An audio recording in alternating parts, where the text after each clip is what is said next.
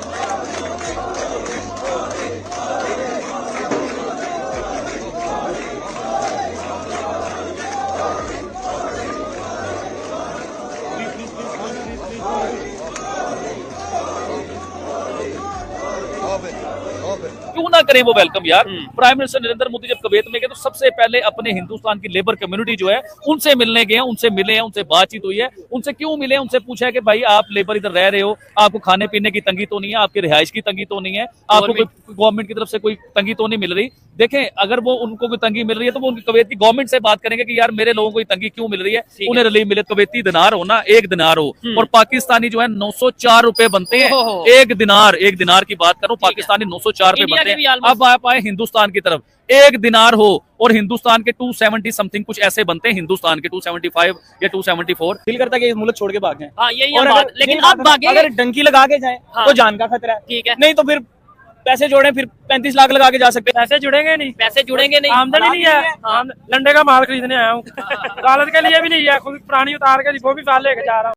वैष्णवजन तो तीन कहिए जे पीड़ पड़ाई जानी रे। प्रधानमंत्री नरेंद्र मोदी का नाम सुनकर एक ताकतवर इस्लामिक देश के मुस्लिम शख्स ने हिंदू भजन गाना शुरू कर दिया। पीएम मोदी के लिए गाया गया ये भजन पूरी दुनिया में अब वायरल हो रहा है। वैष्णवजन तो तीन कहिए जे पीड़ पड़ाई जानी रे। बड़ दुखे उपकार करे तो ये मन अभिमान ना आनी रे। मोदी की जो गल्फ पॉलिसी कही जाती है वो एक इंडिकेशन है बहुत से कंट्रीज के लिए।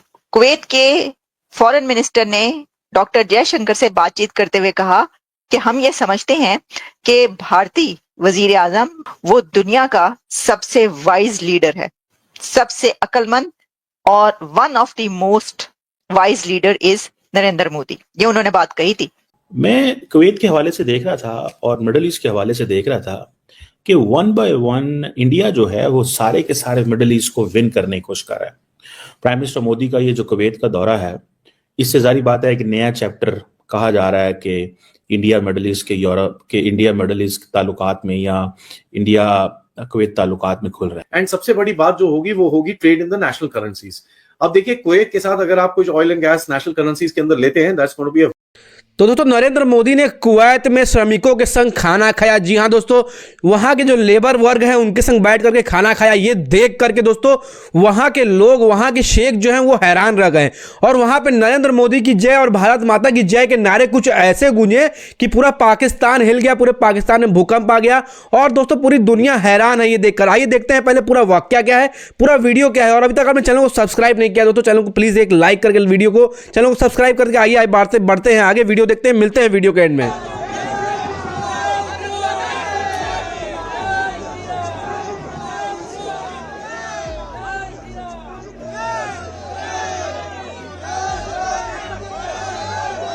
इस वक्त आपको दृश्य दिखा रहे हैं हम, जहां प्रधानमंत्री Narendra Modi SPIC labour camp में प्रवासी कामगारों के साथ संवाद कर रहे हैं, उनका हालचाल जान रहे हैं, उनको क्या सुविधाएं मिल रही हैं, वो क्या मुश्किलें हैं उनकी, ये तमाम जानकारी प्राप्त कर रहे हैं। और जब अपने देश के प्रधानमंत्री उनके बीच पहुंचे हैं तो उनके भी हर्ष के भाव आप उनके चेहरों पर देख सकते हैं, क्योंकि हम जानते हैं कि एक बहुत बड़ी तादाद है वहाँ प्रवासी कामगारों की। और प्रधानमंत्री नरेंद्र मोदी वहाँ न केवल उनसे बात की बल्कि उनके बीच जाकर उनके साथ भोजन भी लिया।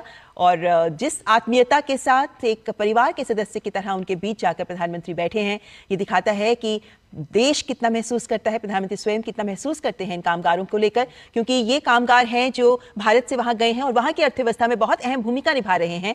और ये भारत का भी वहां परचम लहरा रहे हैं, क्योंकि वहां पर जो प्रवासी कामगार हैं उनकी मेहनत, उनका परिश्रम ही ये साबित करता है। क्योंकि कुवैत में कहा जाता है, जैसे हमारे मेहमान ने भी कहा, कि वहां कोई सड़क ऐसी नहीं है जो जहां प्रवासी कामगारों, भारतीय 46 जो थे वो इंडियंस थे। तो वो ये बात भी करेंगे कि जो इंडियन वर्कर्स हैं उनकी सिक्योरिटी और सेफ्टी को यकीनी बनाया जाए, ऐसे स्टेप्स लिए जाएं कि वो महफूज रहें और सिक्योर रहें, सेफ रहें। वहाँ पे जो वर्कर्स हैं, वहाँ पे बहुत बड़ी तादाद में वर्कर्स हैं कुवैत में। इसके अलावा वहाँ पे एक इन्वेस्टमेंट MOU भी साइन होगा इन्वेस्टमेंट करने के लिए कि कुवैतीज जो हैं वो इंडिया में आके इन्वेस्टमेंट करें। और फिर एक डिफेंस एग्रीमेंट जो है वो भी प्लान्ड है इसी विजिट के दौरान। यानी आप ये देखिए कि हमारा एक ब्रादर इस्लामी मुल्क जो है वो हमारे इन्वर्टेड कॉमास में दुश्मन के साथ एक डिफेंस एग्रीमेंट कर रहा है। ठीक है जी। तो ये वाज़ेह तौर पे इस बात का सबूत है कि इंडियंस की जो फॉरेन पॉलिसी है और उनके जो डिप्लोमेटिक रिलेशंस हैं वो बहुत आला और अरफा हैं हमारे मुकाबले में। हमने तो उनको भी नाराज़ कर दिया है जिनसे हमारी दोस्ती हिमालय से ऊंची और समंदरों से गहरी। बिल्कुल ऐसे, लेकिन सर जहाँ पे पैसा इन्वॉल्व होगा और हम उनसे इन्वेस्टमेंट कराएंगे और पैसा वापस नहीं करेंगे तो डेफिनेटली ये प्रॉब्लम तो हमें फेस करनी पड़ेगी। इसके लिए तो हमें तैयार होना चाहिए था।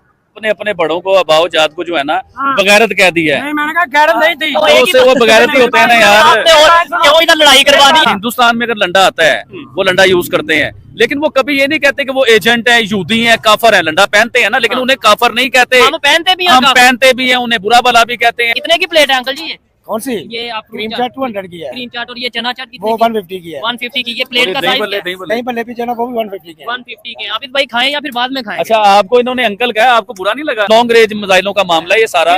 अब मुझे ये बताएं कि हिंदुस्तान ने तो उससे भी ज्यादा लॉन्ग रेंज के मिसाइल बनाए हुए हैं। हिंदुस्तान की तरफ अमेरिका देख भी नहीं सकता, ना उसके ऊपर पाबंदी लगा सकता। क्यों नहीं लगा सकता? क्योंकि हिंदुस्तान भिखारी नहीं है, हिंदुस्तान कर्जई नहीं है, उनसे लेके नहीं खाता, उनकी एड के ऊपर पलता नहीं है हिंदुस्तान। अब पाकिस्तान जो है, देखे अमेरिका होता कौन है पाकिस्तान पे पाबंदी लगाने वाला? कहता है पुष्पा फ्लावर नहीं है, फ्लावर पुष्पा फायर है, फायर। अच्छा। तो पुष्पा प्रॉपर फायर ही नजर आता है उसके बीच में। हमने तो नहीं देखी है। और भाईजान मैंने देखी है, मैंने अपने घर में एक बड़ा प्रोजेक्टर लगा के उसमें हाँ जी, मेरे बीवी बच्चों ने, मेरी पूरी फैमिली ने वो मूवी देखी है, पूरा एंजॉय किया और बड़ा मजा आया। इवन के मेरे मोबाइल में भी है पुष्पा। तो दोस्तों आपने वीडियो देखा किस तरह से नरेंद्र मोदी के नारे वहां लग रहे थे, किस तरह से भारत माता की जय के नारे लग रहे थे।